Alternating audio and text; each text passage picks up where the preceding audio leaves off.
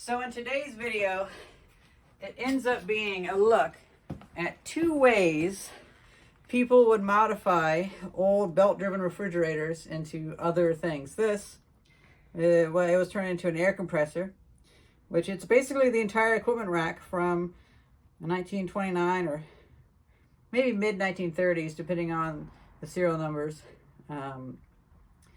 refrigerator. And then in a little more pristine shape, the subject of this video, this is a 1939 assembled in May of 1939 motor from it might be like a Crosley Shelvador or something like that. I can't recall for sure. Haven't quite figured it out. But this one was turned into a polishing lathe. So this little screw piece takes a cotton polishing wheel. And we do experiments in this video of getting it to run again, which, because it's been used as a tool, it's pretty much perfectly fine. Just needs a new capacitor. Well, here's the video of mostly that, and then a tiny bit of this. Antique refrigeration remnants. You know what, guys? I went to pick this up on the trash. I have it on my scooter, and I realized this is the extra weight I needed for the suspension.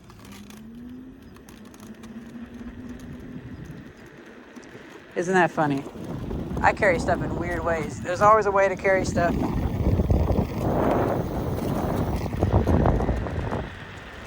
But yeah, the suspension actually works now with an extra 20 pounds.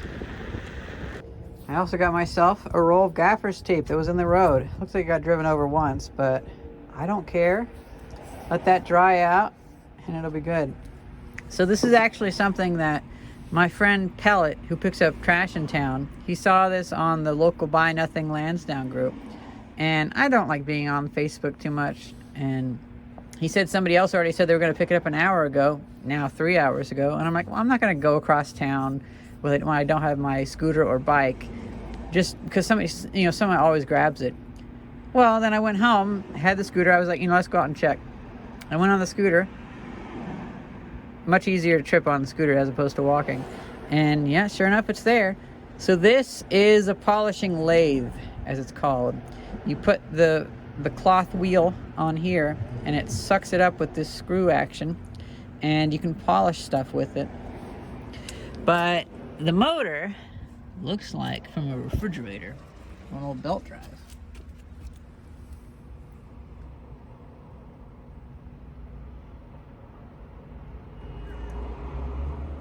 $1725 RPM, 16 horsepower. Yeah, that doesn't really look like. I mean, can't quite place what it's from, but it looks like a refrigerator's belt drive motor, but I could be wrong. That's funny. I just got texted by another person in town saying, "Hey, I saw this on Facebook. It's out there. It seems like it'd be the thing you want, Renault." Well, yeah, I actually just got it right back home. So I took off the back cap, and yep, capacitor. And the capacitor is most definitely faulty by this point. So let's take that off. These connectors, I had to basically destroy one of them. I'll replace them. That'd be for the best. And I'll probably put heat shrink tubing over these wires. So there is the capacitor.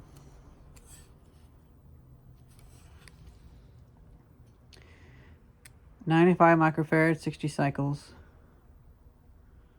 Not bad.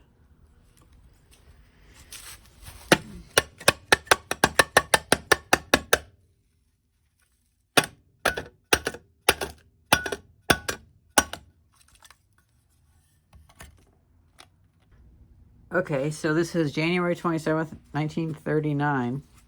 And on the edge here it says EM539. So yeah, this is from 1939.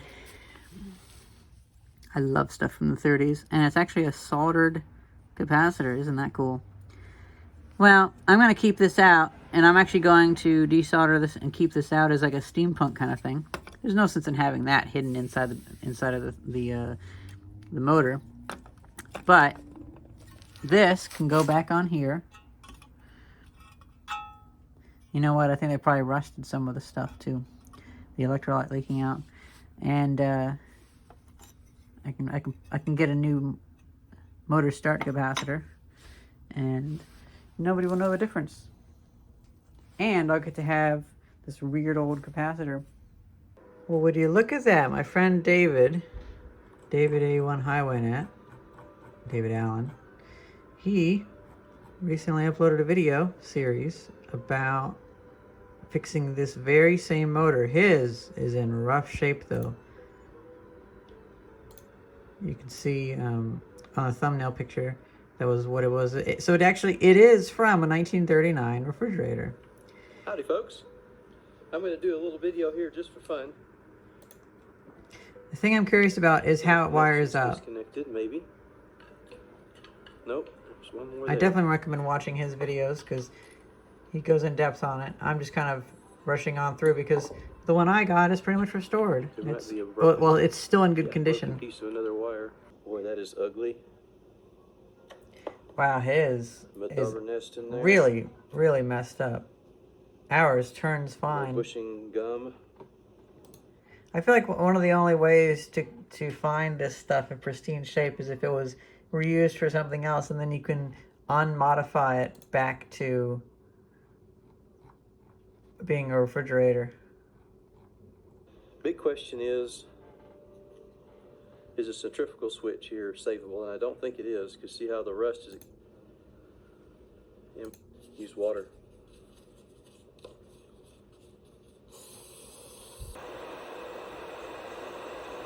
Actually, no, this end is not as bad as the other one. This is part 3 video.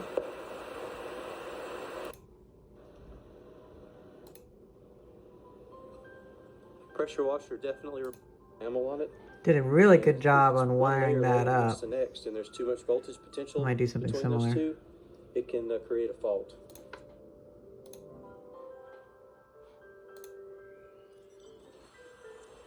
Now that the stator's up, there we go. Many years ago. So that's what they look like inside. I think this one can be thrown away without any feelings of guilt on my part. Wow, look at that. It looks so pristine. Then again, his restorations are really good quality. With this abrasive wheel in there carefully.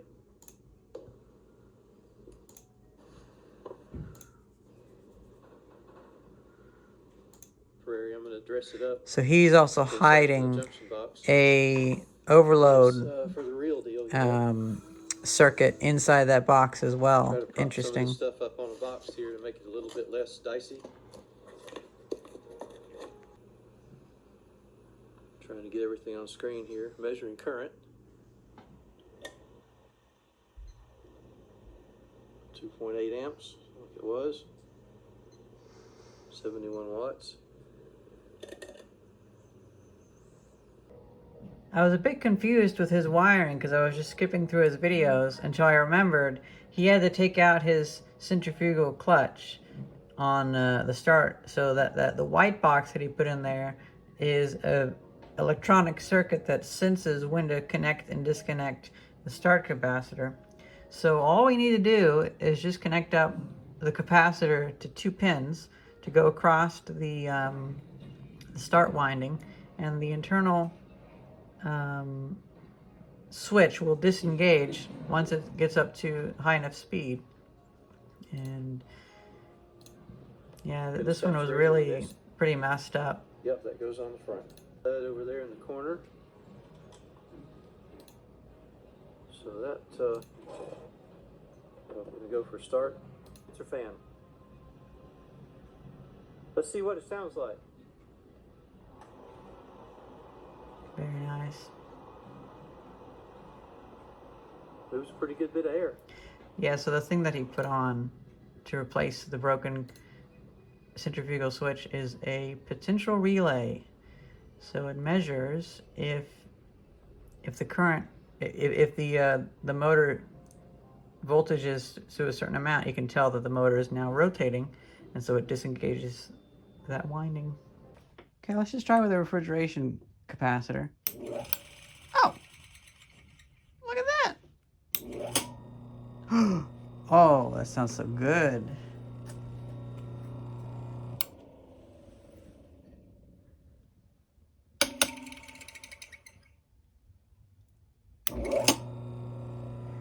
That'd be pretty easy. I was looking at buying some capacitors, but, you know, can't really afford to buy them right now. And if I did buy them, I'd want to buy like 30 of them at a time. So I realized this would be pretty simple. I had these power boxes that I had gotten out of the trash, and they had capacitors in them.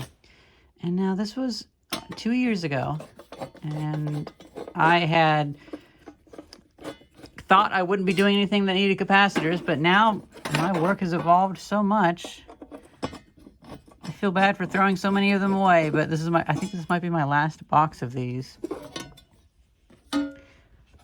That's some serious shit. Now, another thing you have to worry about is this high-power professional equipment has vermiculite in it, which sometimes vermiculite has asbestos in it, especially the older stuff. So you should keep that in mind while you still do whatever you do with the vermiculite. Just realized these might be a little too big, and I don't know how to read this, but it looks almost like it's, well, there's a lot of 20s, so maybe this was actually put in 2020. I don't think so, though. I think this is put in at least probably the late 90s. This is actually at the Verizon building, and it had some newer tech in it, so that's why also I feel like this vermiculite probably wouldn't be, is it vermiculite? Probably wouldn't be very, I am absolutely surprised. This is only like 50 microfarads, so let's just say 47 because that's always what the numbers will go to, but I thought it would have been more. But I guess it's just rated for 600 volts, so okay, well, let's hook up. I just realized this is actually too big for that box. Works great though.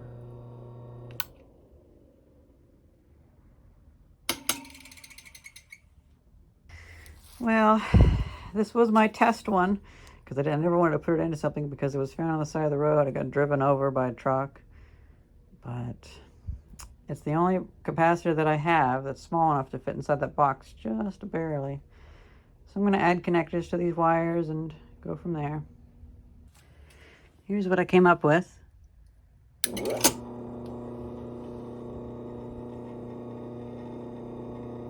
I'll put some tape around that. I forgot to put shrink wrap around this, so I might just put tape around that wire as well. You know, it's just a black wire. That's not important, right? It's funny. I was all confused why these nuts were here. So what do they go to? Right, they go to the capacitor. Oh, right, we should open up the capacitor. So I have a zip tie on here to stop it from being pulled out, but I'm going to be really delicate with this. And that goes on there. Oh, and yes, I did do all that with it plugged in. It has a switch, though, and I've been getting shocked by 120 volts a lot lately, so I kind of just like, whatever.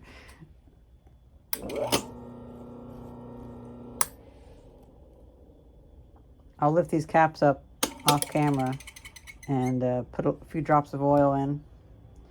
One way you can tell this is from a refrigerator or some piece of equipment, not just a motor sold by itself, is because it has that tube. They know that this side will be inaccessible and this side will be where the panel is. Well, this is where the belt is, and that's where the fan is.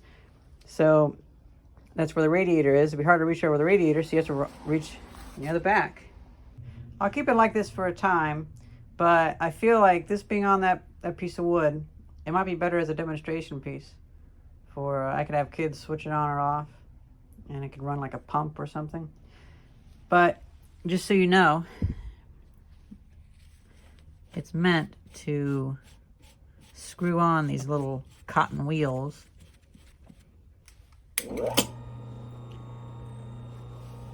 Is it going the right direction?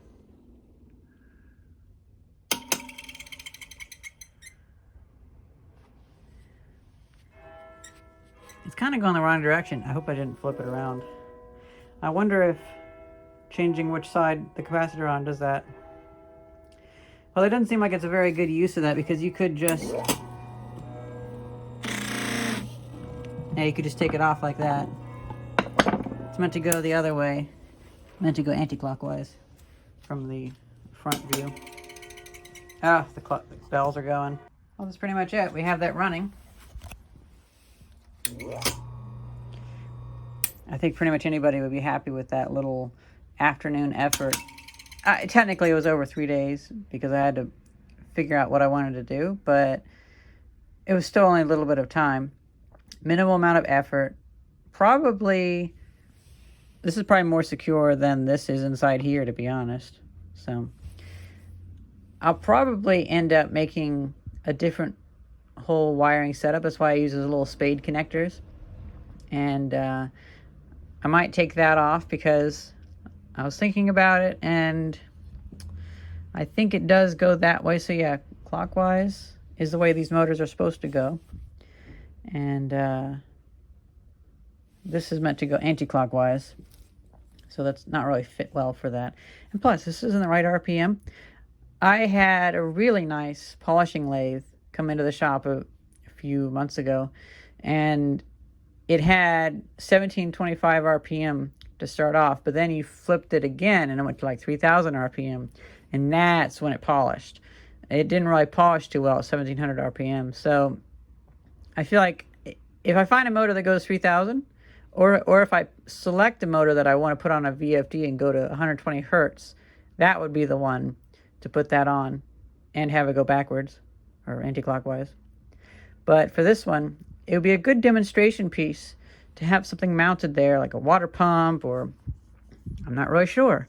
Maybe have a fan in a U-shaped tube that's blowing in that direction, and so it lifts a bobber up, and so they can see the airflow, and the kids can maybe hook the output to something. Because I kind of want to do something where I have a lot of maybe PVC pipes with unions, so we can hook them all together to show different ways that things work. But it would be cool to have it to where you could switch it on and off. Now, as for the capacitor over here, I feel like that's... Well, I almost thought about doing it in its own video, but maybe that can be the end of this video. And this should be its own video because I got it mixed up in my head. I was looking at another one that was fully operational, and I thought I was picking up that one. I forgot. This one's been outside for years. It is all locked up. I'm not going to try turning it because I don't want to break the seal. I'm going to actually practice taking this one apart, and it'll probably end up being an actual refrigeration unit. I'm not sure how old that one is because I get the feeling that the serial numbers reset in the mid-1930s because, you know, Frigidaire was talking about how they were reaching the 1 million refrigerators mark in 1929 or 1930. And some of these have the millions on them, I think. And then this one goes back down to 155. Oh, what is it? 155543. So 155,000. I don't believe this is a 1920s model. Oh, 16-31 or 623. Oh, there might be 623. I was reading this other part, but I think it's on a square that's raised up, so 6-23. Maybe this is a 1920s one. I'll have to look into it.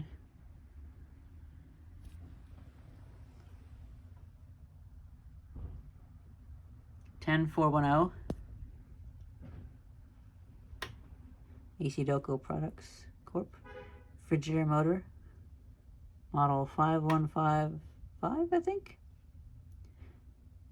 Serial E42. Okay. Yeah, this is gonna need, oh wow. This is split.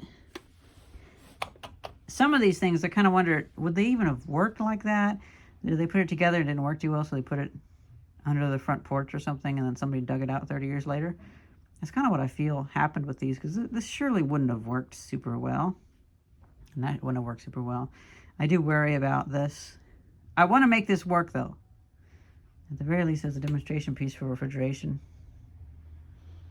You know what? Let's cut that capacitor open. Gonna use my little Bernzomatic. I think this is lead. Yep, look at that. Yeah, okay. We can find a solution here. I had to print a new phone case, so I can't mount my phone on a tripod. Let me just grab a clamp. If I had my 300-watt copper trim soldering iron here, I'd use that, but I just kind of feel like getting this done quick.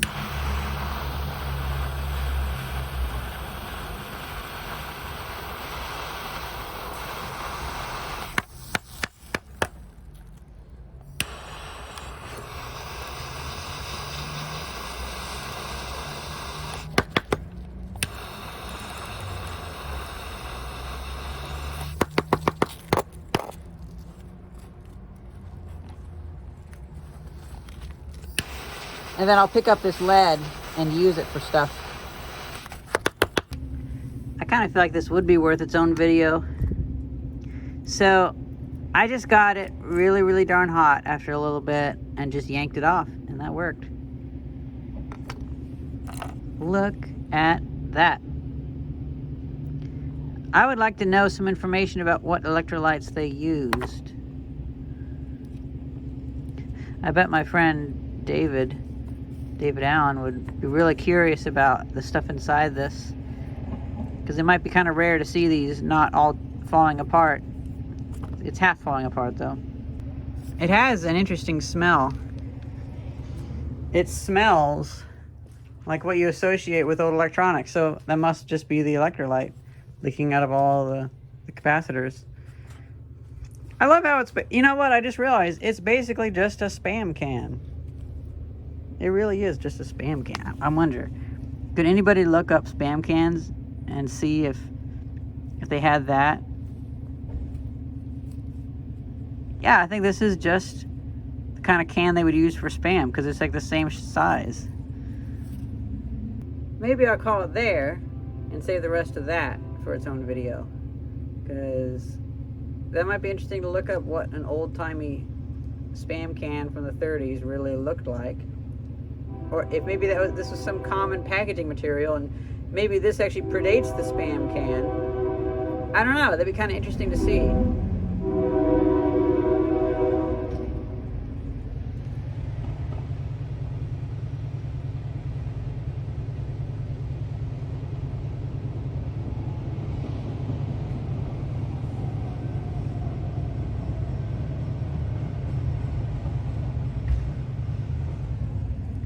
Hope you guys enjoyed this video. Thank you very much for watching. See ya. I'm gonna keep picking up this old refrigeration trash. I can do something cool with it if I get time.